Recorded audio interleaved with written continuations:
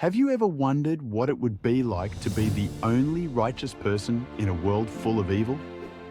Imagine being tasked with building a massive boat to save your family and all animal species from a global flood. This is the extraordinary story of Noah, a man whose unwavering faith and obedience to God changed the course of human history.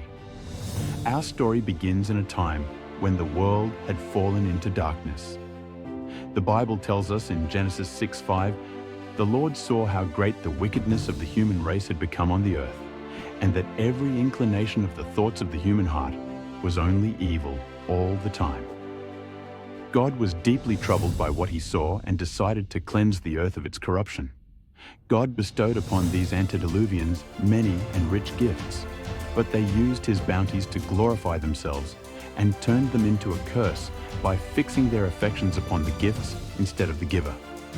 They employed the gold and silver, the precious stones and the choice wood in the construction of habitations for themselves, and endeavored to excel one another in beautifying their dwellings with the most skillful workmanship. They sought only to gratify the desires of their own proud hearts and reveled in scenes of pleasure and wickedness. Not desiring to retain God in their knowledge, they soon came to deny his existence. They adored nature in place of the God of nature. They glorified human genius, worshipped the works of their own hands, and taught their children to bow down to graven images. But amidst this sea of wickedness, one man stood out. Noah, described in Genesis 6:9 as a righteous man, blameless among the people of his time, walked faithfully with God. It was to this man that God revealed his plan to bring a great flood upon the earth. God instructed Noah to build an ark, a massive wooden vessel that would house his family and representatives of every animal species. Imagine the scene. Noah, 600 years old, begins constructing a boat in a world that had never seen rain. The Bible provides specific dimensions for the ark in Genesis 6:15. 300 cubits long, 50 cubits wide, and 30 cubits high. That's about 450 feet long, 75 feet wide, and 45 feet high, longer than a football field. For 120 years, Noah worked tirelessly on this enormous project. Can you picture the ridicule he must have faced? His neighbors likely thought he was crazy, building a giant boat on dry land. Yet Noah persevered, driven by his faith in God's word. As the ark neared completion, God instructed Noah to gather the animals. Genesis 7:2-3 tells us, "Take with you 7 pairs of every kind of clean animal, a male and its mate, and 1 pair of every kind of unclean animal, a male and its mate, and also 7 pairs of every kind of bird, male and female, to keep their various kinds alive throughout the earth."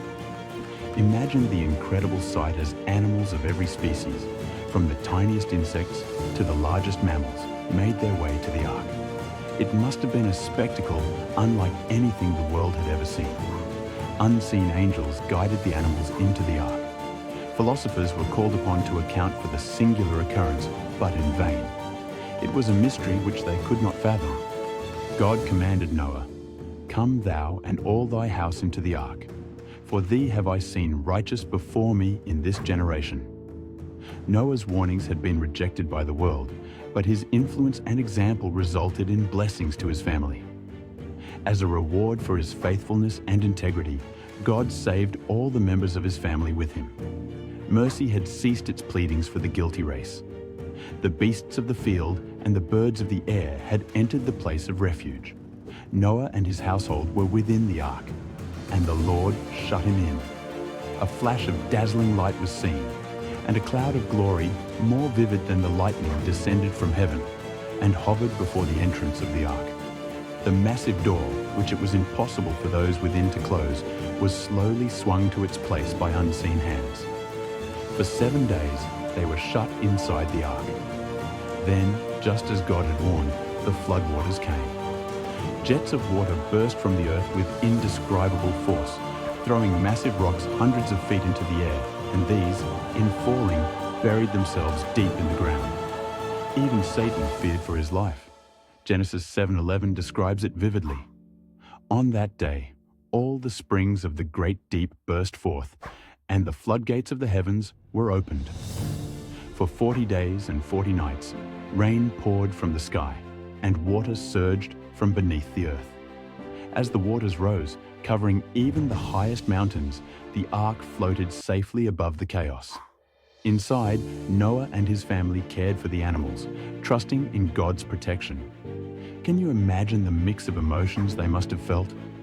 Relief at their safety, sorrow for the lost world, and perhaps even fear of the unknown future that lay ahead. For 150 days, the flood covered the earth. Then, God remembered Noah and all the creatures in the ark. He sent a wind to sweep over the earth, and the waters began to recede. Slowly, the tops of mountains became visible. Noah sent out a raven and then a dove to check for dry land. Finally, after the dove returned with a freshly plucked olive leaf, Noah knew the waters had receded. When the earth had dried, God spoke to Noah, saying, "Come out of the ark, you and your wife and your sons and their wives. Bring out every kind of living creature that is with you." Genesis 8:16-17. Imagine the joy and wonder as Noah's family and all the animals stepped onto dry ground for the first time in over a year. Noah's first act was to build an altar and offer sacrifices to God in gratitude. God was pleased with Noah's offering and made a covenant, promising never again to destroy the earth with a flood. As a sign of this covenant, God set a rainbow in the sky. And God spake unto Noah, and to his sons with him, saying, "And I, behold, I establish my covenant with you, and with your seed after you, and with every living creature that is with you, of the fowl, of the cattle, and of every beast of the earth with you, from all that go out of the ark to every beast of the earth. And I will establish my covenant with you, neither shall all flesh be cut off any more by the waters of a flood, neither shall there any more be a flood to destroy the earth." And God said, "This is the token of the covenant which I make between me and you, and every living creature that is with you, for perpetual generations. I do set my bow in the cloud, and it shall be for a token of a covenant between me and the earth. And it shall come to pass, when I bring a cloud over the earth, that the bow shall be seen in the cloud. And I will remember my covenant, which is between me and you, and every living creature of all flesh. And the waters shall no more become a flood to destroy all flesh. And the bow shall be in the cloud. And I will look upon it, that I may remember the everlasting covenant between God and every living creature of all flesh that is upon the earth." The story of Noah and the flood teaches us powerful lessons about faith, obedience, and God's justice and mercy. Noah's unwavering trust in God, even in the face of ridicule and a seemingly impossible task, serves as an inspiration to all believers. His story reminds us that faith often requires us to stand apart from the crowd and follow God's commands, even when they seem difficult or illogical. The flood itself demonstrates God's judgment against sin, but also His mercy in providing a way of salvation for those who trust in Him. Just as the ark saved Noah and his family from the flood, we are reminded that God always provides a way of redemption for those who put their faith in Him. As we close this chapter of biblical history, let's remember that each of us, like Noah, has the capacity to make a difference in the world through our faith and actions. In a world that often seems chaotic and unpredictable, we can find comfort and guidance in the timeless lessons of Noah's story, trusting in God's promises and striving to live lives of righteousness and purpose.